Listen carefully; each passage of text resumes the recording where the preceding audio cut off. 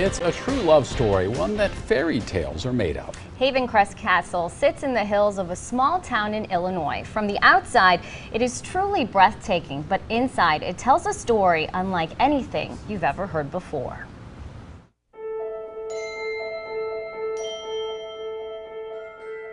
Hidden behind the trees in Savanna, Illinois, a castle built out of love. This was our child. This was our baby, this house.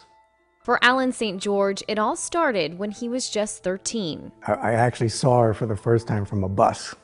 And to me, it was like a light shining on her. The bus drove away, but fate has a funny way of stepping in. Just days later, Alan would see her again at a party before she headed home to Connecticut. I did get her phone number. And I would call her from a payphone. And that's how we carried on for years. 9 years later, they were married and soon after bought this mansion in Savanna. Alan the artist and Adrian the visionary got to work, making sure each room would tell their story, one of eternal love. And then the first parlor here is a very romantic room, kind of a marriage theme. Crowning the room is the first painting I did for the house. It's 8-foot diameter painting of the two of us in a beautiful garden. For 30 years, they worked together, designing and building a 63-room castle that's truly enchanting. Alan's original paintings and sculptures, a story of their love written on the walls. It was a perfect place to entertain. She was all about like good times. Everybody's happy, everything's fine. But in 2006, the parties would come to an end. We had melded together, you would say.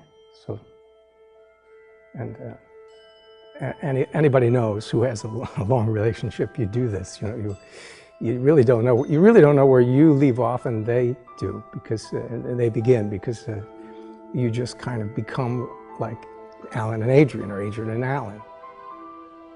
After being diagnosed with congestive heart failure, Adrian died just 2 days later. Now I've got the urn with her ashes under my arm, and I'm opening the gates, going to an big empty house, and it was a very strange feeling. For years, the castle went dark. I did less and less, and then it wasn't until we opened tours that people could come into the house again, which brought a life to it that it hadn't had, in years, because it was dark and quiet. And now the lights are all on, the music's on, people are laughing and smiling and enjoying it.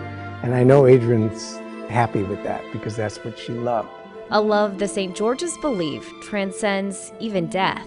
Right now, Adrian's in the ivory tower. Her urn is there, but when my time comes, I will have left an urn to mix our ashes together. A love story, eternally theirs.